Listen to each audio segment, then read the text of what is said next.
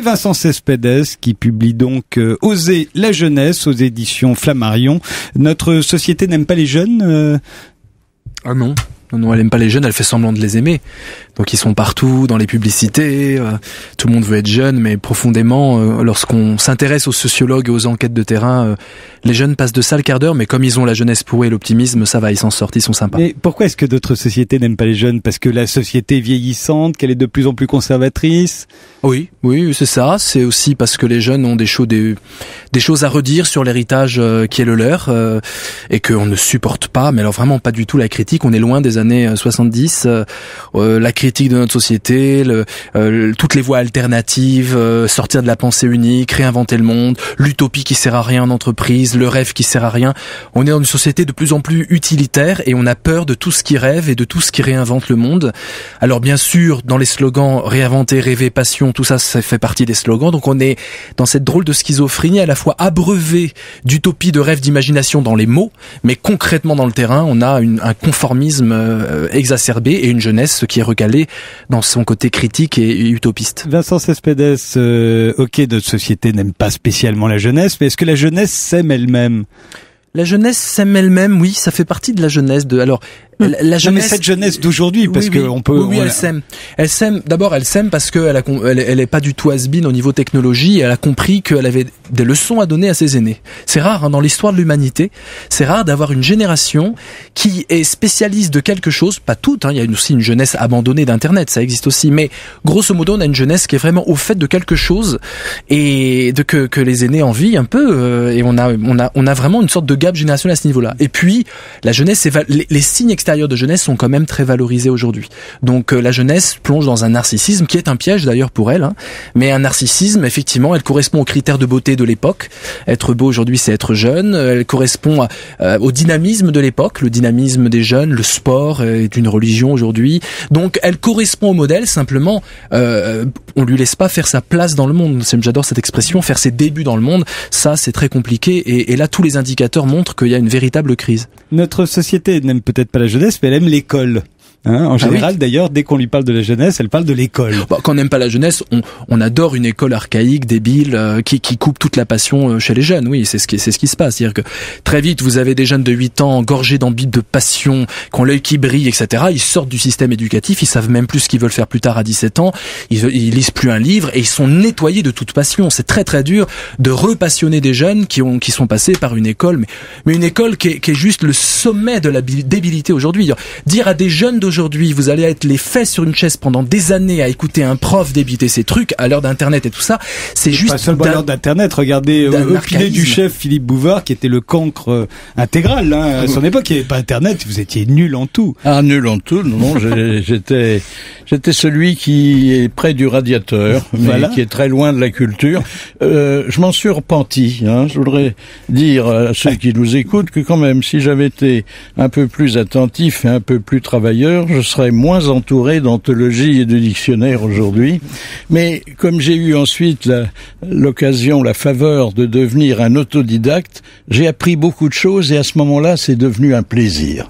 C'est le mot-clé, vous dites le mot-clé, plaisir, passion, gourmandise, ce sont des mots qui doivent normalement faire notre système éducatif en 2015. La passion, les grands profs qui nous restent en mémoire, ce sont les profs qui nous ont intéressés passionnément à leur matière et ils sont pas du tout recrutés comme ça aujourd'hui. Vous, qu'est-ce que vous reprochez à l'école exactement, Vincent Cespedes, d'être contre-productive, d'être antidémocratique, d'être anti-héroïque? Mais vous avez lu mon livre, c'est super. C'est ma spécialité. Exactement, voilà. J'étonne tous mes invités comme ça. Ah oui, vraiment, là, c'est très bien, vous avez tout dit. Donc effectivement, anti-héroïque, oui, parce qu'on sort de l'école, on ne voit pas à quel grand destin on peut rêver. Finalement, très vite, on comprend que réussir dans la vie, c'est gagner sa vie, et que l'école, d'ailleurs, est obsédée par ça, l'insertion professionnelle, le travail, le boulot, et on en perd finalement ce que tout citoyen nouvellement arrivé dans la République devrait avoir, c'est-à-dire une capacité critique de réinvention. On ne doit pas former des singes savants, des gens qui s'émerveillent. C'est bien de s'émerveiller à lire des grands auteurs, mais moi, ce que je veux, c'est des créateurs. auteurs, des gens qui écrivent, des gens qui produisent de la création. On doit inverser, à mon avis, tout ce socle éducatif. La démocratie, le meilleur exercice de la démocratie, c'est à l'école. Le vivre ensemble, on l'apprend à l'école. La tolérance dans les idées, ça doit s'apprendre à l'école. Le débat intellectuel, ça doit s'apprendre à l'école. L'école pourrait être un laboratoire extraordinaire de démocratie. Et d'ailleurs, les jeunes respecteraient leur école si l'école leur laisse cette possibilité-là. Or aujourd'hui, on a un véritable désamour. Et puis un désamour des jeunes par rapport à leur école. Et surtout les jeunes difficiles. J'ai enseigné pendant 5 ans dans des lycées difficiles, zone ZEP, zone sensible, enfin avec tous les étiquetages, volontairement, je l'ai fait volontairement. Et vraiment, j'ai pu lire en plus ce que ces jeunes avaient dans la tête au niveau philosophique, puisque j'étais leur professeur de philosophie. Et c'est vrai qu'ils sont sûrs que l'école est une arnaque pour eux. C'est-à-dire, c'est désespérant. Vous avez des classes avec, excusez-moi, mais que des ressortissants d'origine non blanche, on va dire, arabes ou noirs, comme on le dit en banlieue. Une classe entière, c'est-à-dire que les blancs, ils ont été évacués. On se dit, mais qu'est-ce qui se passe? Et ils savent très bien que l'école n'est pas leur meilleur ami. Donc il y a beaucoup de choses à réinventer. Je pense que le mot central à mettre, c'est la passion. Si une société commence à se passionner pour sa jeunesse, c'était une des promesses électorales de François Hollande, les jeunes au centre de la réforme. Si les jeunes commencent à être le centre d'intérêt de la société, parce que ce sont eux qui incarnent l'avenir, alors la société va pouvoir sortir de la crise. J'en suis sûr que le remède à notre crise spirituelle, créative aujourd'hui, c'est vraiment une société qui se tourne vers ce bain de jouvence naturelle, qui est que dès qu'on se connecte à un jeune, on se rajeunit soi-même. Vincent Cespedes, on est tous d'accord pour dire que l'avenir appartient à la jeunesse, mais on dirait que pour la première fois, la jeunesse elle-même n'en est pas certaine. Non, parce que la jeunesse a perdu quelque chose d'important, le côté rock. Le rock au sens philosophique du terme, tenir tête au système. Tenir tête aux autorités, tenir tête pour développer justement cette puissance de dire non mais d'inventer autre chose. C'est ce que je synthétise dans le rock, et un certain rap peut être rock en ce sens-là, et certains auteurs peuvent être rock, certains humoristes peuvent être rock. Et c'est vrai qu'aujourd'hui on a une jeunesse suradaptée au système, c'est-à-dire que le but du jeu est d'être le plus haut possible dans la hiérarchie, dans le système, mais elle n'a pas cette vision systémique qui était développée magnifiquement dans les années 60, 70, 80, une vision du système lui-même. Et donc la possibilité de penser en dehors de la boîte, en dehors du système. Aujourd'hui, on a une jeunesse suradaptée qui se dit le but c'est d'être le plus haut, comme ça j'ai pas de patron au-dessus et du coup je déciderai de ma vie, mais je ne vais pas remettre en question le système lui-même. Donc on voit bien que l'imagination et la possibilité d'inventer des voies alternatives, c'est vraiment le défi que les vieux que nous sommes avons par rapport à cette jeunesse. Nous devons transmettre l'irrévérence à cette jeunesse, la vraie irrévérence, pas la crise d'adolescent qui ne mène à rien et qui est stérile, mais l'irrévérence par rapport aux idées reçues, aux aliénations. Il faut qu'on puisse produire une jeunesse désobéissante aux normes jugées injustes. Encore faut-il qu'elle passe au crible toutes les normes et qu'elle détecte ce qui est injuste. C'est la seule condition si on veut éviter l'impasse civilisationnelle qu'était le XXe siècle. Le XXe siècle, c'est l'histoire d'une jeunesse à laquelle on n'avait pas appris à désobéir. Et donc, elle n'a fait que suivre les ordres, suivre les consignes, suivre le travail sans disjoncter. Moi, je veux produire une jeunesse capable de disjoncter face aux injustices. Et cette jeunesse-là, elle a soif de ça. Mais on n'y croit plus à cette jeunesse-là. Et je pense que tous les vieux, tous les aînés ont une immense responsabilité de faire redevenir un peu rock'n'roll cette jeunesse-là dans le bon sens du terme. Il y a eu mai 68 quand même. Oui, ça remonte à loin, non? Vous oubliez quelque chose, Vincent Cespedes, c'est que peut-être pour la première fois, les jeunes sont moins nombreux que les vieux. Ça change tout, non? Quand on parle des années 60, les jeunes étaient formidables, mais ils étaient juste plus nombreux que les autres. On pouvait être les Beatles ou les Rolling Stones. Il y avait suffisamment de jeunes pour acheter vos disques. Aujourd'hui, si vous êtes les Rolling Stones, c'est aux vieux que vous devrez vendre vos disques parce que les jeunes sont pas assez nombreux pour les acheter. Je crois vraiment que c'est pas une question de démographie et une question quantitative. Ça compte quand même. Je crois pas, c'est une question de pouvoir. Alors effectivement, il y a plus peut-être de vieux au pouvoir, mais c'est vraiment une question de gérontocratie d'un côté et d'une jeunesse à laquelle, mais quand vous regardez les chiffres de la sociologie, c'est effarant. C'est-à-dire que vraiment, on l'éloigne systématiquement du pouvoir, du simple pouvoir de se loger, du simple pouvoir d'avoir un travail un tout petit peu stable et pas des stages et d'être un précarisé. C'est volontaire, cela ? Je pense que c'est une tendance générale. Oui, c'est volontaire parce que quand on est soi-même dans une position assez confortable, on n'a qu'une seule obsession. Mon fils, ma fille, tu vas avoir une position confortable. Donc oui, il y a deux désamours qui se croisent. Il y a un désamour de cette jeunesse. La société jalouse cette jeunesse parce qu'effectivement, elle correspond à plein de critères extrêmement valorisants. Et donc, on veut la jouvence, que j'appelle la jouvence, c'est-à-dire la possibilité, la jeunesse sans la jeunesse, c'est-à-dire la jeunesse en soi, le rire, la pétillance, l'esprit vif, l'énergie. l'énergie, la beauté, tout ça on le veut, mais on veut pas que ça soit la chasse gardée des jeunes. Donc effectivement, le premier désamour, c'est que ces jeunes-là font peur. Ils sont critiques, ils remettent en cause les choses. Il y a plein de choses à remettre en cause, y compris nous-mêmes. Et le deuxième désamour fondamental, c'est qu'on a affaire à une société qui ne s'interroge plus elle-même. Il y a une véritable crise philosophique de cette société. Alors bien sûr, quand il y a une crise en général, le ferment de la crise est répandu. Donc on parle tout le temps de philosophie, mais la vraie philosophie, pas l'histoire de la philosophie, la vraie philosophie qui consiste à produire une autocritique civilisationnelle, elle n'est pas au goût du jour aujourd'hui. Et on en souffre, et dans tous les domaines, les entreprises en souffrent,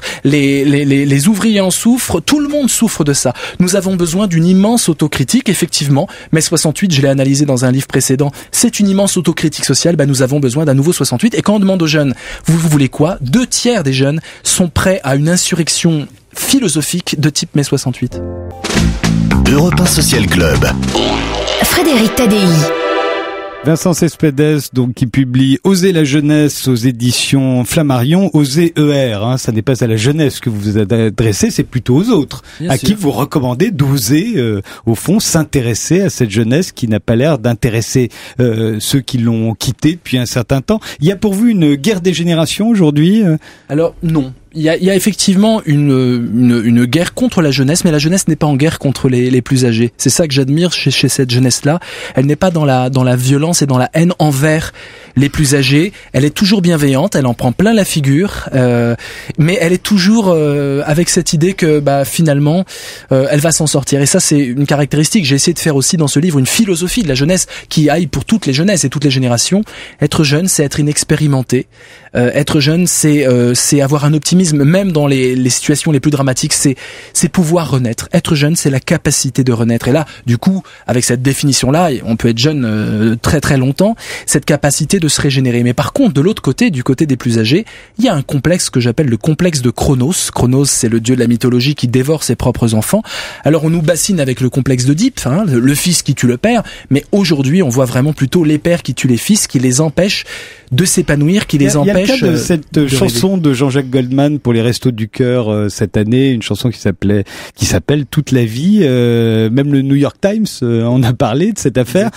Comment vous l'analysez, vous, cette chanson, effectivement chantée par tous ces chanteurs plus âgés qui ont bien réussi, qui sont plutôt célèbres et riches. Bon, moi je suis pas critique musicale, donc j'ai rien à dire sur finalement le contenu. Le texte, ce qui est sûr, c'est qu'il s'adresse à une jeunesse des années 90. C'est plus du tout c'est la jeunesse peut-être que Goldman a connue, mais génération chômage sida, on n'est plus du tout dans ces problématiques-là. C'est pas la problématique de la jeunesse de 2015. C'est une jeunesse sûrement dorée. Je pense que je vois pas toute la jeunesse dans cette chanson, mais moi ce qui m'intéresse, ce sont les faits. Le fait, c'est que effectivement cette chanson sur YouTube a eu plein de dislikes, c'est-à-dire que les jeunes n'ont boycotté cette chanson. Il y avait 20 000, 30 000 personnes qui n'aimaient pas par rapport aux personnes qui aimaient. C'était vraiment spectaculaire. Et il y avait des commentaires. Et moi, je me suis intéressé aux commentaires. C'était presque une enquête sociologique à domicile. C'était pratique. Et les commentaires étaient vraiment violents, intelligents, irrévérencieux, poétiques. Enfin, ça partait dans tous les sens. C'était magnifique. Donc, bravo la chanson. Eh bien, ce que je reproche aux enfoirés, c'est qu'ils ont coupé les commentaires. Et donc, ils ont peur de la liberté de ces jeunes. Nous sommes pas dans une société qui a peur des jeunes en tant que tels, mais de la liberté de penser autrement.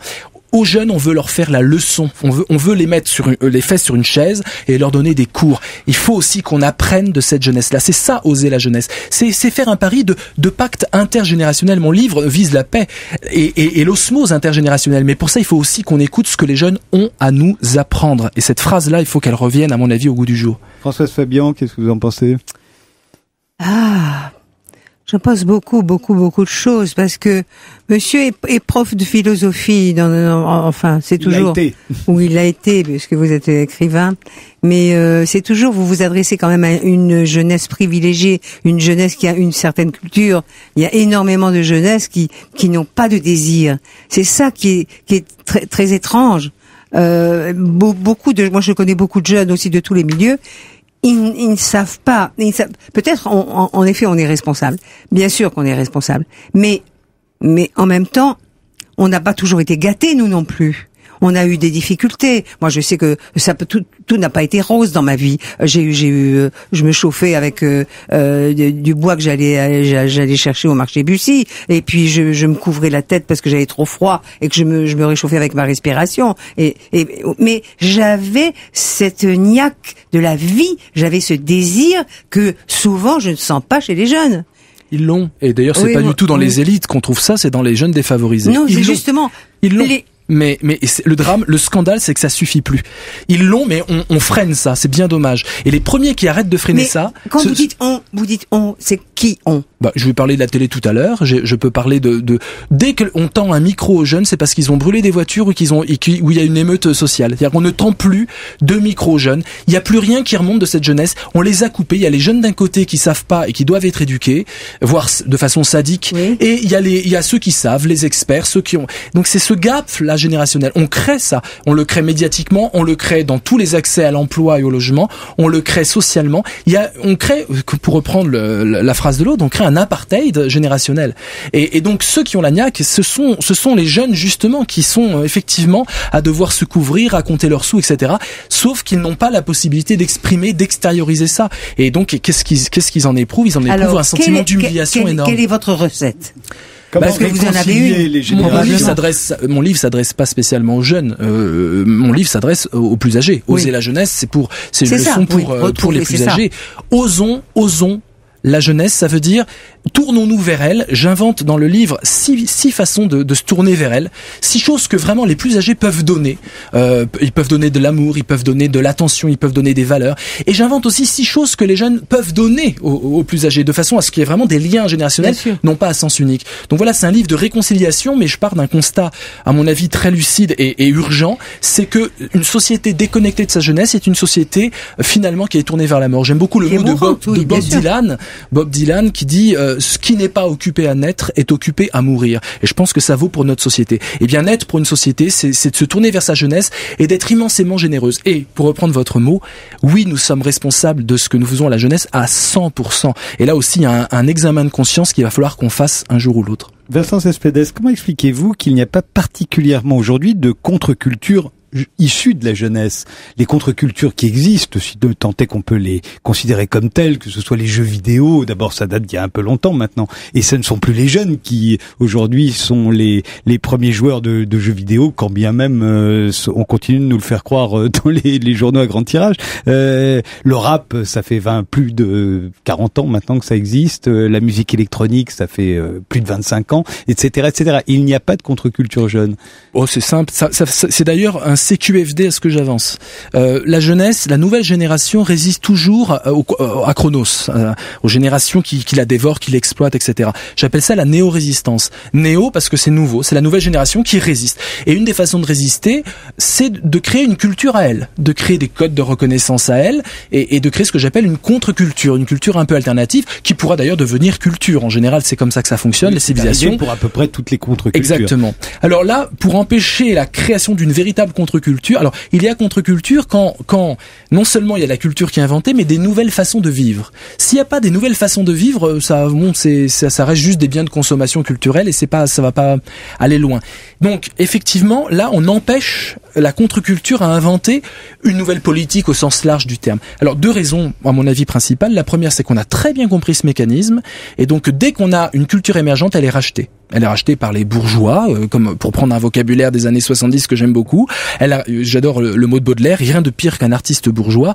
Le bourgeois, c'est pas du tout celui qui est riche, possédant, etc. C'est celui qui veut que ça bouge pas, celui qui veut absolument scléroser les choses. Donc elle est rachetée, et on a le rap, par exemple, c'est la meilleure illustration. Le rap était pas spécialement capitaliste dans les années 90. Aujourd'hui, c'est un hymne au capitalisme le plus débridé et à tous les clichés sexistes. C'est complètement dénaturé. Voilà, exactement. Donc c'est récupéré. Là, c'est la première chose. Donc la récupération, il y a des jeunes qui commencent à se dire voilà, faut qu'on se méfie, et l'économie doit pas tout diriger. Et puis une des raisons aussi principales pour cette non-émergence, c'est que les jeunes n'ont pas, si vous voulez, on mise tellement peu sur eux, et on leur donne juste le seul rôle de consommateur qu'ils les ont intégré ça. Alors ils luttent contre ça, mais finalement, qui écoute les jeunes? Qui dit aux jeunes cette phrase essentielle qui nous aurait évité d'ailleurs s'il était dite un peu plus souvent un début d'année aussi atroce: j'ai besoin de toi? Qui dit aux jeunes, à part les extrémismes, à part l'extrême droite, à part l'islamisme radical, qui dit aux jeunes j'ai besoin de toi, tu vas être un héros de notre cause? Ce sont les marchands. Il n'y a que les marchands qui disent aux jeunes, qui ont un message adapté pour les jeunes, et qui disent on compte sur toi pour relayer nos marques, on compte sur toi pour être un propagandiste de nos marques ou de nos valeurs ou de nos idéologies. Et donc il faut qu'on puisse avoir une société qui dise aux jeunes on a besoin de toi parce que t'es jeune et t'as des idées à dire. Moi je pense qu'aujourd'hui, la philosophie à l'heure d'Internet et à l'heure de cette crise actuelle, elle est l'apanage de la jeunesse. Et je plaide pour une jeunesse philosophe. Platon voulait que la philosophie soit répartie comme il faut. La jeunesse est une activité aujourd'hui philosophique. La véritable jeunesse, elle a en germe une critique philosophique au sens d'autocritique à apporter à cette civilisation, et c'est cette énergie philosophique que j'aimerais réveiller. Oser la jeunesse, c'est le titre du nouvel essai de Vincent Cespedes, ça vient de paraître chez Flammarion.